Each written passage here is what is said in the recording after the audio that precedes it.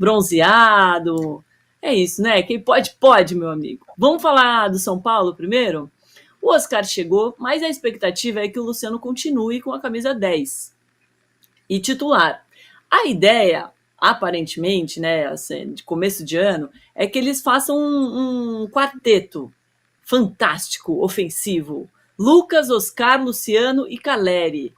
E aí, Casão, você concorda com o Zubeldia que dá para usar esses 4 titulares? Claro.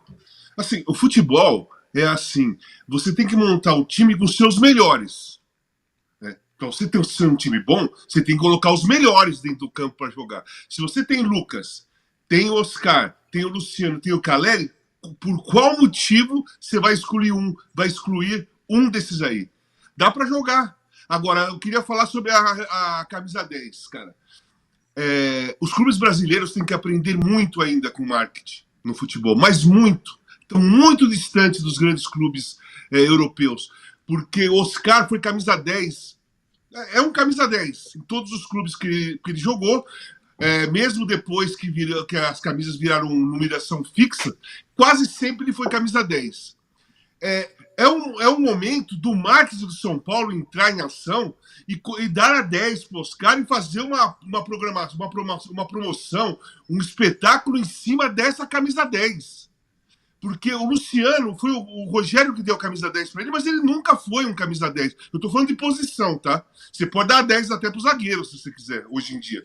Mas eu tô falando de posição. Camisa 10, aquele cara clássico, que pensa o jogo, que enfia uma bola, que bate de longa distância, que bate a falta, que pensa a organização criativa do jogo. O Oscar é esse cara. Então, se o Lucas joga com a 7, porque ele sempre jogou com a 7, o Caleri joga com a 9, porque ele sempre jogou com a 9, porque ele é um 9, o Lucas é um 7, o 10 é o Oscar, né, de posição. E aí o marketing do São Paulo tinha que fazer um trabalho em cima disso. E às vezes os clubes perdem essa coisa de, cara, você contrata um cara e você pode usar aquele cara como um marketing em cima de um número de uma camisa e os caras deixam passar batido. Eu não teria dúvida nenhuma, gente. Eu contratei o Oscar e não teria dúvida nenhuma. A 11 vai pro Luciano, porque ele sempre jogou com a 9 e com a 11. No Corinthians ele jogou com a 11 várias vezes. No próprio São Paulo ele jogou com a 11 várias vezes. E por que não jogar com a 11? O Luciano o Oscar é um 10. E eu trabalharia em cima desse marketing do 10 em cima do Oscar. É muito, muito boa essa sua pergunta. Não pergunta, né? Esse seu questionamento, Casão. Eu concordo com você. E você, Mili? A 10 do São Paulo deveria ficar com quem este ano? Não, eu tô com o Casão também, gente. Eu acho que a gente usa muito mal o peso simbólico das camisas. A 10 é uma camisa muito pesada. Quando o Gabriel Barbosa recebeu a 10 no Flamengo, eu falei, olha, gente, isso aí não vai dar certo. Essa 10 tem mística. Você não entrega para qualquer um. O Gabriel Barbosa nunca foi 10 e nunca será. E aí, quando ele recebeu a 10, ele recuou em campo. Eu não sei, gente, assim, tem peso. A gente não pode duvidar dos mistérios da vida. A gente que ama futebol sabe que o mistério entra em campo, sim. Mística é importante. As coisas são significativas, têm símbolos, são significativas de um outro jeito. A 10, no futebol, ela tem um peso. O Luciano nunca foi o 10. E, às vezes, como o Casão falou, o 10 pode ser um zagueiro. A gente usa muito mal isso. É óbvio que nunca ninguém deu a 10 para um zagueiro. Isso não quer dizer que o departamento de marketing de um time não possa um dia fazer isso. O Thiago Silva não é 10 no Fluminense? O Rogério Ceni não foi 10 no São Paulo? Tem isso também, sabe? A 10 do Flamengo, para mim, por exemplo, teria que estar aposentada. Até aparecer alguém que tenha envergadura para que não se curve de joelhos, colocando ela nas costas, né? Como aconteceu com o Gabriel Barbosa. Então, a 8 do Corinthians é a mesma coisa. Não é para dar para qualquer um. Não pode, não pode. Essas camisas carregam história, elas têm peso, elas têm mística. Então, eu estou com Casão em tudo que ele falou, inclusive, se você tem esses 4 jogadores no elenco, você precisa dar um jeito de usar. Você precisa saber como usar esses jogadores. Eu nem acho que eles joguem de maneira conflitante no campo, não, tá? Eu acho que é isso aí. O Luciano é o 11, o Lucas é o 8, o Caleri é o 9 e o Oscar é o 10. E essa numeração já diz mais ou menos onde eles estão em campo, né? Então, sim, estou com casão em tudo. Perfeito. E qual a nota que vocês dão para essa contratação do Oscar? Eu não, é uma nota de risco, assim. Eu vou ficar no meio. Eu espero porque, não pelo Oscar, tá? Mas pelo tempo que ele ficou na China. A, a competitividade, ela é muito importante dentro do jogador, na profissão do jogador. Você ser competitivo, você enfrentar o adversário, te exigir competição da sua parte. E vamos lá, o campeonato chinês, ele não é um campeonato competitivo como é o brasileiro, como é o europeu. Os caras falam, não, mas lá o jogo é difícil. Ele é, como é em qualquer lugar, como é na Venezuela. Só que o nível de competição cai. Ele é competitivo, mas de uma forma diferente que os outros. Então você sai de um campeonato que é super competitivo, mas aqui, a super competição do campeonato chinês é aqui. E você vem para um futebol que a competição é aqui em cima. É faca nos dentes, é lutar o tempo todo. Campeonato brasileiro, do começo ao fim, é só jogo pedreira, em casa e fora, em qualquer lugar. Né?